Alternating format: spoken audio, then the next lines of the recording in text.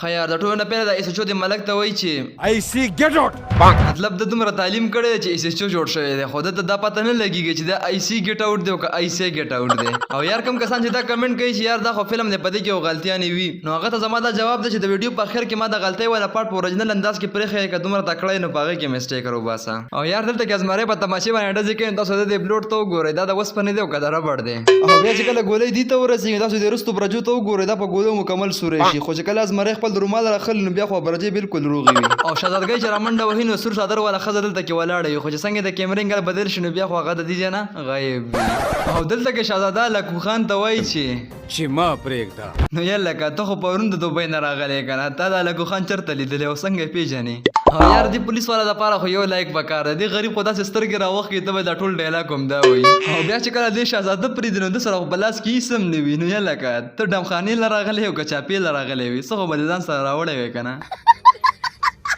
او اوس د زه خپل یو دوه ملګري منشن کوم په کم کې چې پیل نمبر محمود خان دی او دویم نمبر صداقت خان دی دوی د شورونه زموږ په هره ویډیو کې ښه کمنټ او ښه سپورټ کړی تاسو هم ښه کمنټونه وکړئ یو جهان مننه خوشحاله او آباد اوسئ او یا دلته کې د شهزاده د پلار سره دومره پیسې چې خلکو له همداسې ورکوي د الله په نامه باندې خو تاسو دلته وروستو خیال وکړئ نو د ګملې په ځای باندې د غوړو په ټیم کې بوټی کرلی دی او دلته ازمری په څنګل کې ولاړ دی هر طرف ته ونې او بوټي دي خو چې څنګه شهزاده دله یو څوک ورکړي نو بیا خو داسې ځای له لړه کې چې هلته کې د بوټو اړو پته نه لګېږي او چې بیا دویم څوک ورکوي تاسو دلته کې وګورئ دا د کاڼي سره بالکل خوا کې ولاړ دی خو چې څنګه د کیمرې انګل بدل شي نو بیا خو د دومره لرې ولاړ وي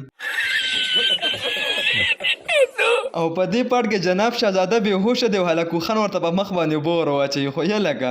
کم سړی چې بېهوشه وي نو هغه په خپلو خپو نشي ودرېدی نو بیا دا څنګه ولاړ دی او یار په دې پاټ کې ښځې سامان اخلي او په دې سایډ باندې وځي مطلب ګیټ هم دې سایډ ته دی خو چې کله هلکو خان راننوځي نو بیا خو هلکو خان د دې سایډ نه را روان وي نو دې سایډ ته خو ګیټ نشته که دا په کومه باندې دلته راغلو او یار په دې پړ کې شهزاده مور مړي نو لاس د لاندې تکیه پرته وي خو چې کله شهزاده راشي نو بیا خو د مور د روغ سره تکیه اسمان ته ختلې وي او ازمری چې د یو کس لته ورکوي نو د ایس ایچ او ته رامنډه وهي نو یا لکه ته خو ایس ایچ او یې که ته خو د دې ځای نه هم ویشتی شي څه له بې ځان توت ته کې یار او دلته کې شهزاده په ټوپک باندې رپټ وایي تاسو د دې بلوډ ته خیال وکړئ دا خو مخکې وروستو نه ځي او چې بلوډ مخکې وروستو نه ځي نو ګولۍ څنګه وخته او چې ګولۍ ونه خته نو ډز څنګه وشو او چې ډز ونه شو نو بیا د کسان مري څنګه او یار په دې پاټ کې هلاکو خان سره وروستو جینۍ ولاړه وي خو چې څنګه زمری په رپیټر باندې ډز کوي نو بیا خو جینۍ د وروستو نه غایب وي او یا تاسو ته ما ویلو چې په اخري پاټ کې به تاسو غلطي راوباسئ تاسو ما ته ووایئ چې په دې پاټ کې څه غلطي ده